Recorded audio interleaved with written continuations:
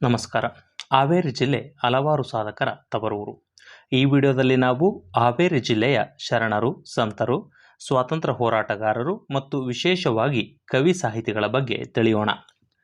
ಬಾದಾಮಿಯಲ್ಲಿ ಶಿವಯೋಗ ಮಂದಿರ ಸ್ಥಾಪಿಸಿ ವೀರಶೈವ ಧರ್ಮ ಪ್ರವರ್ಧನೆಗೆ ಶ್ರಮಿಸಿದ ಆನಗಲ್ಲ ಕುಮಾರಸ್ವಾಮಿಗಳು 1867ರಲ್ಲಿ ರಾಣೆಬೆನ್ನೂರು ತಾಲೂಕಿನ ಜೋಯಿಸರಹಳ್ಳಿ ಎಂಬಲ್ಲಿ ಜನಿಸಿದರು. ಗದಗದಲ್ಲಿ ವೀರೇಶ್ವರ ಪುಣ್ಯಾಶ್ರಮ ಸ್ಥಾಪಿಸಿ ಅಂಧರ ಬಾಳಿನ ಬೆಳಕಾದ ಪಂಚಾಕ್ಷರ ಗವಾಯಿಗಳು ಆನಗಲ್ಲ ತಾಲೂಕಿನ ಕಾಡಶೆಟ್ಟಿಹಳ್ಳಿಯಲ್ಲಿ 1892ರಲ್ಲಿ ಜನಿಸಿದರು.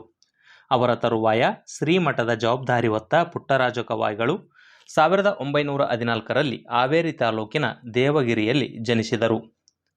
ಶ್ರೀಶೈಲ ಜಗದ್ಗುರುಗಳಾದ ವಾಗೀಶ ಪಂಡಿತಾರಾಧ್ಯರು ರಾಣೆಬೆನ್ನೂರು ತಾಲೂಕಿನ ಮುದೇನೂರು ಗ್ರಾಮದವರು. ಹುತಾತ್ಮ ಸ್ವಾತಂತ್ರ್ಯ ಹೋರಾಟಗಾರರಾದ ಮೈಲಾರ ಮಹದೇವಪ್ಪನವರು ಮೋಟೆಬೆನ್ನೂರಿನವರು. ಮತ್ತೊಬ್ಬ ಸ್ವಾತಂತ್ರ್ಯ ಹೋರಾಟಗಾರರು ಗಾಂಧಿ ಗ್ರಾಮೀಣ ಗುರುಕುಲ ಎಂಬ ಶಾಲೆ ತೆರೆದು ಗುರುಕುಲ ಮಾದರಿ ಶಿಕ್ಷಣಕ್ಕೆ ಆದ್ಯತೆ ನೀಡಿದ್ದ ಹಳ್ಳಿಕೇರಿ ಗುಡ್ಲೆಪ್ಪನವರು ಹಾವೇರಿ ಜಿಲ್ಲೆಯ ಹೊಸರೀತಿಯವರು. ಹಿಂದೂಸ್ತಾನಿ ಸಂಗೀತದ ಮೇರು ವ್ಯಕ್ತಿತ್ವ ಗಂಗೂಬಾಯಿ ಹಾನಗಲ್ರವರು 1913ರಲ್ಲಿ ಆನಗಲ್ನಲ್ಲಿ ಜನಿಸಿದರು. ಮುಂದುವರೆದಂತೆ ಕವಿ ಸಾಹಿತಿಗಳ ಬಗ್ಗೆ ನೋಡುವುದಾದರೆ, 1ನೇಯದಾಗಿ ಅಂಬಿಗರ ಚೌಡಯ್ಯ. 12ನೇ ಶತಮಾನದಲ್ಲಿ ಜೀವಿಸಿದ್ದ ಶಿವಶರಣ ವಚನಕಾರ ಅಂಬಿಗರ ಚೌಡಯ್ಯನವರು ರಾಣೆಬೆನ್ನೂರು ತಾಲೂಕಿನ ಚೌಡದಾನಾಪುರದಲ್ಲಿ ಜನಿಸಿದರು. ಇವರ ಮೂಲ ಹೆಸರು ಚೌಡೇಶ ಎಂದಾಗಿದ್ದು, ಅಂಬಿಗರ ಚೌಡಯ್ಯ ಎಂಬುದು ಅವರ ವಚನಗಳ ಅಂಕಿತವಾಗಿದೆ. ಅವರ 278 ವಚನಗಳು ಲಭ್ಯವಾಗಿವೆ. 2. ಸರ್ವಜ್ಞ. ಇವರು 16ನೇ ಶತಮಾನದ ಆರಂಭದಲ್ಲಿ ರಟ್ಟಿಹಳ್ಳಿ ತಾಲೂಕಿನ ಅಂಬಲೂರ ಮಾಸೂರು ಎಂಬ ಗ್ರಾಮದಲ್ಲಿ ಜನಿಸಿದರು. ಇವರ ತಂದೆ ಬಸವರಸ, ತಾಯಿ ಕುಂಬಾರಮಾಳೆ, ಸಾಕು ತಾಯಿ ಮಲ್ಲಕ್ಕ. ಇವರ ಬಾಲ್ಯದ ಹೆಸರು ಪುಷ್ಪದತ್ತ. ಇವರ 7070 ವಚನಗಳು ಲಭ್ಯವಾಗಿದೆ ಎಂದು ತಜ್ಞರು ಅಭಿಪ್ರಾಯಪಡುತ್ತಾರೆ. ಕರ್ನಾಟಕ ಕೀರ್ತನ ಸಾಹಿತ್ಯದ ಅಶ್ವಿನಿ ದೇವತೆಗಳೆಂದು ಕನಕದಾಸರು ಮತ್ತು ಪುರಂದರದಾಸರನ್ನು ಗುರುತಿಸಲಾಗುತ್ತದೆ. ಕನಕದಾಸರ ಮೂಲ ಹೆಸರು ತಿಮ್ಮಣ್ಣ ನಾಯಕ ಎಂದಾಗಿದ್ದು, ಇವರು 1509ರಲ್ಲಿ ಶಿಗ್ಗಾವಿ ತಾಲೂಕಿನ ಬಾಡ ಗ್ರಾಮದಲ್ಲಿ ಜನಿಸಿದರು. ಯುದ್ಧದಲ್ಲಿ ಸೋತ ನಂತರ ವೈರಾಗ್ಯ ಹೊಂದಿ ಶ್ರೀ ವ್ಯಾಸರಾಯರ ಶಿಷ್ಯರಾಗಿ ಸೇರಿ ಅವರಿಂದ ಮಧ್ವ ತತ್ವಶಾಸ್ತ್ರ ಕಲಿತು ಹರಿದಾಸರಾಗುತ್ತಾರೆ. ಅವರು ಕೀರ್ತನೆಗಳು, ಸುಳಾದಿ, ಊಗಾಭೋಗಗಳನ್ನು ರಚಿಸಿದ್ದು, ಅವರು 316 ಕೀರ್ತನೆಗಳನ್ನು, 3 ಮುಖ್ಯ ಮಹಾಕಾವ್ಯಗಳನ್ನು ರಚಿಸಿದರು. ಮೋಹನ ತರಂಗಿಣಿ, ನಳಚರಿತ್ರೆ, ಹರಿಭಕ್ತಿಸಾರ ಅವರ ಪ್ರಮುಖ ಕಾವ್ಯಗಳಾಗಿವೆ. 3. ಹೆಳವನಕಟ್ಟೆ ಗಿರಿಯಮ್ಮ.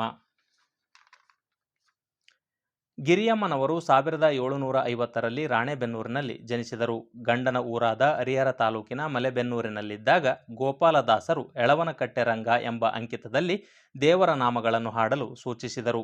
ಮಂತ್ರಾಲಯದ ಶ್ರೀ ಸುಮತೀಂದ್ರ ತೀರ್ಥರು ಇವರನ್ನು ಯಶೋದೆಯ ಅವತಾರ ಎಂದು ಕರೆದರು. ಇವರು ದೇವರ ನಾಮಗಳಲ್ಲದೆ ಕೃಷ್ಣ ಕೊರವಂಜಿ, ಬ್ರಹ್ಮ ಕೊರವಂಜಿ, ಉದ್ದಾಳಿಕನ ಕತೆ, ಸೀತಾ ಕಲ್ಯಾಣ, ಚಂದ್ರಹಾಸನ ಕತೆ ಎಂಬ ಕೃತಿಗಳನ್ನು ಸಹ ರಚಿಸಿದ್ದಾರೆ. 4. ಶಿಶುನಾಳ ಶರೀಫರು. ಕನ್ನಡದ ಕಬೀರ, ಕನ್ನಡ ತತ್ವ ಪದಗಳ ರೂವಾರಿ ಎಂದು ಖ್ಯಾತರಾದ ಶರೀಫರ ಮೂಲ ಹೆಸರು ಮಹಮ್ಮದ್ ಶರೀಫ ಎಂದಾಗಿತ್ತು. ಇವರು 1819ರಲ್ಲಿ ಶಿಗ್ಗಾವಿ ತಾಲೂಕಿನ ಶಿಶುವಿನಹಾಳದಲ್ಲಿ ಜನಿಸಿದರು. ಪತ್ನಿ ಫಾತಿಮರ ಮರಣದ ನಂತರ ಆಧ್ಯಾತ್ಮದತ್ತ ಹೊರಳಿದ ಅವರು ಗೋವಿಂದ ಭಟ್ಟರ ಅನುಗ್ರಹದಿಂದ ಆಧ್ಯಾತ್ಮ ಚಿಂತಕರಾಗಿ ರೂಪುಗೊಂಡರು. ಗುಡಿಯ ನೋಡಿರಣ್ಣ, ದೇಹದ ಗುಡಿಯ ನೋಡಿರಣ್ಣ, ಮೋಹದ ಹೆಂಡತಿ ತೀರಿದ ಬಳಿಕ, ಲೋಕದ ಕಾಳಜಿ ಸೇರಿದಂತೆ ನೂರಾರು ತತ್ವಪದಗಳನ್ನು ರಚಿಸಿದ್ದಾರೆ. 5. ಶ್ರೀಧ ವಿಠಲರು. 1840ರಲ್ಲಿ ಹಾವೇರಿ ತಾಲೂಕಿನ ಕರ್ಜಗಿಯಲ್ಲಿ ಜನಿಸಿದರು. ಜಗನ್ನಾಥದಾಸರು ಇವರ ಗುರುಗಳಾಗಿದ್ದರು. ಶ್ರೀಯುತರ 94 ಕೀರ್ತನೆಗಳು ಲಭ್ಯವಾಗಿದ್ದು, ಶ್ರೀಧ ವಿಠಲ ಜಗನ್ನಾಥದಾಸರು ಎಂಬುದು ಅವರ ಕೀರ್ತನೆಗಳ ಅಂಕಿತವಾಗಿದೆ. 6. ಶಾಂತಕವಿ. ಕನ್ನಡದ ದಾಸಯ್ಯ, ಆಧುನಿಕ ಕರ್ನಾಟಕ ನಾಟಕ ಪಿತಾಮಹರೆಂದು ಖ್ಯಾತರಾದ ಸಕ್ಕರೆ ಬಾಳಾಚಾರ್ಯರ ಕಾವ್ಯನಾಮ ಶಾಂತಕವಿ ಎಂದಾಗಿದೆ. ಇವರು 1856ರಲ್ಲಿ ಹಾವೇರಿ ಜಿಲ್ಲೆಯ ಸಾತೇನಹಳ್ಳಿಯಲ್ಲಿ ಜನಿಸಿದರು. ಸಕ್ಕರೆ ಬಾಳಾಚಾರ್ಯರು ರಚಿಸಿದ ಉಷಾಕಿರಣ ನಾಟಕವು 1877ರ ನವೆಂಬರ್ 14ರಂದು ಪ್ರದರ್ಶನಗೊಂಡಿತು. ಹಾಗಾಗಿ ನವೆಂಬರ್ 14 ಅನ್ನು ಕನ್ನಡದ ಪ್ರಥಮ ನಾಟಕೋದಯ ದಿನವೆಂದು ಆಚರಿಸಲಾಗುತ್ತದೆ. ಶ್ರೀಯುತರು ಉತ್ತರ ಕರ್ನಾಟಕದ ಮೊದಲ ನಾಟಕ ಮಂಡಳಿಯನ್ನು ಗದಗದಲ್ಲಿ ಸ್ಥಾಪಿಸಿದರು. ಅದರ ಹೆಸರು ಶ್ರೀ ವೀರನಾರಾಯಣ ಪ್ರಸಾದಿತ ಕೃತಪುರ ನಾಟಕ ಮಂಡಳಿ ಎಂದಾಗಿತ್ತು. 1918ರಲ್ಲಿ ಧಾರವಾಡದಲ್ಲಿ ಆಯೋಜನೆಗೊಂಡಿದ್ದ ಅಖಿಲ ಭಾರತ ಕನ್ನಡ ಸಾಹಿತ್ಯ ಸಮ್ಮೇಳನಕ್ಕಾಗಿ ಬೇಡಲು ಬಂದಿಹೆ ದಾಸಯ್ಯ ಎಂದು ಮನೆ ಮನೆಗೆ ತಿರುಗಿ ಹಣ ಸಂಗ್ರಹಿಸಿದರು. ಶಾಂತಕವಿಗಳು ಆನಂದ ಲಹರಿ, ಗಜೇಂದ್ರ ಮೋಕ್ಷ, ಆಂಜನೇಯ ವಿಜಯ, ಆಲಾವಿ ಜಂಗು ಸೇರಿದಂತೆ ಕಾವ್ಯ, ಕೀರ್ತನ, ಶಾಸ್ತ್ರ, ನಾಟಕ ಸೇರಿದಂತೆ ಇತರೆ ಗದ್ಯ ಕೃತಿಗಳನ್ನು ರಚಿಸಿದರು. 7. ಗಳಗನಾಥರು. ಕನ್ನಡ ಕಾದಂಬರಿಗಳ ಪಿತಾಮಹರೆಂದು ಹೆಸರಾದ ಗಳಗನಾಥರ ಹೆಸರು ವೆಂಕಟೇಶ ತಿರಕೋ ಕುಲಕರ್ಣಿ ಎಂದಾಗಿದ್ದು, ಗಳಗನಾಥ ಎಂಬುದು ಅವರ ಕಾವ್ಯನಾಮವಾಗಿದೆ. ಶ್ರೀಯುತರು 1869ರಲ್ಲಿ ಹಾವೇರಿ ತಾಲೂಕಿನ ಗಳಗನಾಥದಲ್ಲಿ ಜನಿಸಿದರು. ಪದ್ಮನಯನೆ, ಕಮಲಕುಮಾರಿ, ವೈಭವ, ಕುಮುದಿನಿ ಸೇರಿದಂತೆ 5 ಸ್ವತಂತ್ರ ಕಾದಂಬರಿ, 15ರಿಂದ 16 ಅನುವಾದಿತ ಕಾದಂಬರಿಗಳನ್ನು ರಚಿಸಿದ್ದಾರೆ. ಕಣ್ವ ಸಂಹಿತೆ, ಗೀತಾವಲೋಕನ, ನಳಚರಿತ್ರೆ ಸೇರಿದಂತೆ 50ಕ್ಕೂ ಅಧಿಕ ಇತರೆ ಗದ್ಯ ಕೃತಿಗಳನ್ನು ರಚಿಸಿದ್ದಾರೆ. 8. ನಾ. ಶ್ರೀ ರಾಜಪುರೋಹಿತ. ಕವಿಗಳು, ಶರಣರು, ಸಂತರ ಕುರಿತ ಅಧ್ಯಯನ ನಡೆಸಿ ಲೇಖನಗಳು, ಕೃತಿಗಳನ್ನು ಪ್ರಕಟಿಸಿದ ಕೀರ್ತಿ ಹೊಂದಿದ ನಾ. ಶ್ರೀ ರಾಜಪುರೋಹಿತರು 1887ರಲ್ಲಿ ಅಗಡಿಯಲ್ಲಿ ಜನಿಸಿದರು. 1908ರಲ್ಲಿ ಆಲೂರು ವೆಂಕಟರಾಯರ ರಾಷ್ಟ್ರೀಯ ಶಾಲೆಯಲ್ಲಿ ಶಿಕ್ಷಕರಾಗಿ ಸೇರಿದ ಅವರು ಸಂಶೋಧನೆ, ಅಧ್ಯಯನಗಳ ಮೂಲಕ ದಾನ ಧರ್ಮ ಪದ್ಧತಿ, ವಿಠಲ ಭಕ್ತಿ ಸೇರಿದಂತೆ ಅನೇಕ ಕೃತಿ ರಚಿಸಿದರು. ಸಂಶೋಧನಾ ಪ್ರಕಟಣೆಗಳಿಗೆಂದೇ ಪ್ರಾಚೀನ ಕರ್ನಾಟಕ ಎಂಬ ಪತ್ರಿಕೆಯನ್ನು ಹೊರಡಿಸಿದರು. ಎಸ್. ಎಸ್. ಬಸವನಾಳ. 1945ರಲ್ಲಿ ರಬಕವಿಯಲ್ಲಿ ಜರುಗಿದ ಅಖಿಲ ಭಾರತ ಕನ್ನಡ ಸಾಹಿತ್ಯ ಸಮ್ಮೇಳನದ ಅಧ್ಯಕ್ಷತೆಯನ್ನು ವಹಿಸಿದ್ದ ಶಿವಲಿಂಗಪ್ಪ ಶಿವಯೋಗಪ್ಪ ಬಸವನಾಳರು 1893ರಲ್ಲಿ ಹಾವೇರಿಯಲ್ಲಿ ಜನಿಸಿದರು. ಶ್ರೀಯುತರು 1916ರಲ್ಲಿ ಮಿತ್ರರ ಜೊತೆಗೂಡಿ ಬೆಳಗಾವಿಯಲ್ಲಿ ಕರ್ನಾಟಕ ಲಿಂಗಾಯತ ಎಜುಕೇಷನ್ ಸೊಸೈಟಿಯನ್ನು ಸ್ಥಾಪಿಸಿದರು. ವಿರೂಪಾಕ್ಷ ಪಂಡಿತನ ಚನ್ನಬಸವ ಪುರಾಣ, ಚಾಮರಸನ ಪ್ರಭುಲಿಂಗಲೀಲೆ, ಹರಿಹರನ 3 ರಗಳೆಗಳು ಸೇರಿದಂತೆ ಹಲವಾರು ಕೃತಿಗಳನ್ನು ಸಂಪಾದಿಸಿದ್ದಾರೆ. ವೀರಶೈವ ತತ್ವ ಪ್ರಕಾಶ ಅವರ ಮತ್ತೊಂದು ಕೃತಿಯಾಗಿದೆ. 10. ವಿ. ಕೃ. ಗೋಕಾಕ್. 1991ರಲ್ಲಿ ಕನ್ನಡಕ್ಕೆ 5ನೇ ಜ್ಞಾನಪೀಠ ಪ್ರಶಸ್ತಿ ತಂದುಕೊಟ್ಟ ವಿ. ಕೃ. ಗೋಕಾಕರು 1909ರಲ್ಲಿ ಸವಣೂರಿನಲ್ಲಿ ಜನಿಸಿದರು.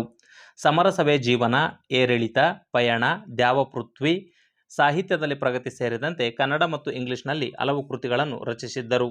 ಶ್ರೀಯುತರು 1958ರಲ್ಲಿ ಬಳ್ಳಾರಿಯಲ್ಲಿ ನಡೆದ ಅಖಿಲ ಭಾರತ ಕನ್ನಡ ಸಾಹಿತ್ಯ ಸಮ್ಮೇಳನದ ಅಧ್ಯಕ್ಷತೆಯನ್ನು ವಹಿಸಿದ್ದರು. ಕರ್ನಾಟಕ ಸರ್ಕಾರ 1980ರಲ್ಲಿ ಪ್ರೌಢಶಾಲಾ ವ್ಯಾಸಂಗದಲ್ಲಿ ಭಾಷೆಗಳ ಸ್ಥಾನಮಾನ ಕುರಿತು ವರದಿ ನೀಡಲು ವಿ. ಕೃ. ಗೋಕಾಕರ ಅಧ್ಯಕ್ಷತೆಯಲ್ಲಿ ಸಮಿತಿಯನ್ನು ನೇಮಿಸಿತ್ತು. ಸಮಿತಿಯ ವರದಿ ಜಾರಿಗೆ ಸರ್ಕಾರ ಮೀನಾಮೇಷ ಎಣಿಸಿದಾಗ ಗೋಕಾಕ ಚಳವಳಿಗೆ ನಾಂದಿಯಾಯಿತು. 11. ಪಂಡಿತ್ ಪುಟ್ಟರಾಜ ಗವಾಯಿಗಳು. ಅಂಧರ ಬಾಳಿನ ಬೆಳಕಾದ ಪಂಡಿತ ಪುಟ್ಟರಾಜ ಗವಾಯಿಗಳು 1914ರಲ್ಲಿ ಹಾವೇರಿ ತಾಲೂಕಿನ ದೇವಗಿರಿಯಲ್ಲಿ ಜನಿಸಿದರು. ಇವರು ಸಂಗೀತ ಶಾಸ್ತ್ರಜ್ಞಾನ, ತಬಲ ಶಿಕ್ಷಕ, ವೀರಭದ್ರೇಶ್ವರ ಪುರಾಣ, ಹಾವೇರಿ ಶಿವಬಸವ ಪುರಾಣ ಸೇರಿದಂತೆ ನಾಟಕ, ಇತರೆ ಸಾಹಿತ್ಯ ಪ್ರಕಾರದ ಕೃತಿಗಳನ್ನು ಕನ್ನಡ, ಹಿಂದಿ, ಸಂಸ್ಕೃತ ಭಾಷೆಯಲ್ಲಿ 80ಕ್ಕೂ ಅಧಿಕ ಕೃತಿ ರಚಿಸಿದರು. ಶ್ರೀಗಳು ಭಗವದ್ಗೀತೆ, ಉಪನಿಷತ್ಗಳನ್ನು ಬ್ರೈಲ್ ಲಿಪಿಯಲ್ಲಿ ಬರೆದಿದ್ದಾರೆ. 12. ಪಾಟೀಲ್ ಪುಟ್ಟಪ್ಪ. ನಾಡೋಜ ಪ್ರಶಸ್ತಿ ಪುರಸ್ಕೃತ ಪಾಟೀಲ್ ಪುಟ್ಟಪ್ಪರು 1921ರಲ್ಲಿ ಹಾವೇರಿ ತಾಲೂಕಿನ ಕುರುಬಗೊಂಡದಲ್ಲಿ ಜನಿಸಿದರು. 1949ರಲ್ಲಿ ಕ್ಯಾಲಿಫೋರ್ನಿಯಾ ವಿಶ್ವವಿದ್ಯಾಲಯದಿಂದ ಪತ್ರಿಕೋದ್ಯಮದಲ್ಲಿ ಸ್ನಾತಕೋತ್ತರ ಪದವಿ ಪಡೆದರು. ನವಯುಗ ಮತ್ತು ಪ್ರಪಂಚ ಎಂಬ ಪತ್ರಿಕೆಗಳನ್ನು ಹೊರಡಿಸಿದರು. ವಿಶಾಲ ಕರ್ನಾಟಕ, ನವಯುಗ, ಸಂಗಮ, ವಿಶ್ವವಾಣಿ, ಮನೋರಮ ಪತ್ರಿಕೆಗಳ ಸಂಪಾದಕರಾಗಿ ಸೇವೆ ಸಲ್ಲಿಸಿದರು. ನಮ್ಮ ದೇಶ ನಮ್ಮ ಜನ, ನನ್ನದು ಈ ಕನ್ನಡ ನಾಡು, ಪಾಪು ಪ್ರಪಂಚ, ಸಾವಿನ ಮೇಜವಾನಿ ಅವರ ಪ್ರಮುಖ ಕೃತಿಗಳು. ಶ್ರೀಯುತರು 1962ರಿಂದ 1974ರವರೆಗೆ 2 ಅವಧಿ ರಾಜ್ಯಸಭಾ ಸದಸ್ಯರಾಗಿದ್ದರು. 13. ಜಿ. ಎಸ್. ಅಮೂರ. ಖ್ಯಾತ ವಿಮರ್ಶಕ ಮತ್ತು ಸಾಹಿತಿಗಳಾದ ಗುರುರಾಜ ಶಾಮಾಚಾರ ಅಮೂರರು 1925ರಲ್ಲಿ ಹಾನಗಲ್ಲ ತಾಲೂಕಿನ ಬೊಮ್ಮನಹಳ್ಳಿಯಲ್ಲಿ ಜನಿಸಿದರು. ಆಧುನಿಕ ಕನ್ನಡ ವಿಮರ್ಶೆ, ಕೃತಿ ಪರೀಕ್ಷೆ, ಅರ್ಥಲೋಕ ಅವರ ಪ್ರಮುಖ ಕೃತಿಗಳಾಗಿವೆ. ನೀರಮೇಲನಗುಳ್ಳೆ ಅವರ ಆತ್ಮಚರಿತ್ರೆಯಾಗಿದೆ. ಅವರ ಭುವನದ ಭಾಗ್ಯ ಕೃತಿಗೆ 1996ರಲ್ಲಿ ಕೇಂದ್ರ ಸಾಹಿತ್ಯ ಅಕಾಡೆಮಿ ಪ್ರಶಸ್ತಿ ದೊರಕಿದೆ. 14. ಚಂಪಾ. ಕವಿ, ನಾಟಕಕಾರ, ಕನ್ನಡಪರ ಹೋರಾಟಗಾರ, ಪತ್ರಿಕಾ ಸಂಪಾದಕರಾಗಿ ಗುರುತಿಸಿಕೊಂಡ ಚಂದ್ರಶೇಖರ ಪಾಟೀಲರು 1939ರಲ್ಲಿ ಸವಣೂರು ತಾಲೂಕಿನ ಅತ್ತಿಮತ್ತೂರು ಗ್ರಾಮದಲ್ಲಿ ಜನಿಸಿದರು. ಚಂಪಾ ಎಂಬುದು ಅವರ ಕಾವ್ಯನಾಮವಾಗಿದ್ದು, ಶ್ರೀಯುತರು ಕನ್ನಡ ಸಾಹಿತ್ಯ ಪರಿಷತ್ತು ಮತ್ತು ಕನ್ನಡ ಅಭಿವೃದ್ಧಿ ಪ್ರಾಧಿಕಾರದ ಅಧ್ಯಕ್ಷರಾಗಿ ಸೇವೆ ಸಲ್ಲಿಸಿದ್ದಾರೆ. ಕೊಡೆಗಳು, ಕುಂಟ ಕುಂಟ ಕುರುವತಿ, ಟಿಂಗರ ಬುಡ್ಡಣ್ಣ, ಕತ್ತಲ ರಾತ್ರಿ ಅವರ ಪ್ರಮುಖ ಕೃತಿಗಳಾಗಿವೆ. ಇವರು 1968ರಲ್ಲಿ ಸಂಕ್ರಮಣ ಎನ್ನುವ ಪತ್ರಿಕೆಯನ್ನು ಹೊರಡಿಸಿದರು. ಗೋಕಾಕ ಚಳವಳಿ ಸೇರಿದಂತೆ ಅನೇಕ ಜನಪರ ಹೋರಾಟದಲ್ಲಿ ಮುಂಚೂಣಿಯಲ್ಲಿದ್ದ ಶ್ರೀಯುತರು ತುರ್ತು ಪರಿಸ್ಥಿತಿಯ ವೇಳೆ ಸೆರೆವಾಸವನ್ನು ಸಹ ಅನುಭವಿಸಿದ್ದಾರೆ. ಶ್ರೀಯುತರು 2017ರಲ್ಲಿ ಮೈಸೂರಿನಲ್ಲಿ ನಡೆದ ಅಖಿಲ ಭಾರತ ಕನ್ನಡ ಸಾಹಿತ್ಯ ಸಮ್ಮೇಳನದ ಅಧ್ಯಕ್ಷತೆಯನ್ನು ವಹಿಸಿದ್ದರು. 15. ಸುಧಾಮೂರ್ತಿ. 2023ರಲ್ಲಿ ಪದ್ಮಭೂಷಣ ಪ್ರಶಸ್ತಿಗೆ ಭಾಜನರಾದಂತಹ ಸುಧಾಮೂರ್ತಿ ಅಮ್ಮನವರು 1950ರಲ್ಲಿ ಶಿಗ್ಗಾವಿಯಲ್ಲಿ ಜನಿಸಿದರು. ತಮ್ಮ ಪತಿ ನಾರಾಯಣಮೂರ್ತಿರವರ ಜೊತೆ ಸೇರಿ 1996ರಲ್ಲಿ ಇನ್ಫೋಸಿಸ್ ಫೌಂಡೇಶನ್ ಎಂಬ ಸಂಸ್ಥೆಯನ್ನು ಸ್ಥಾಪಿಸಿದರು.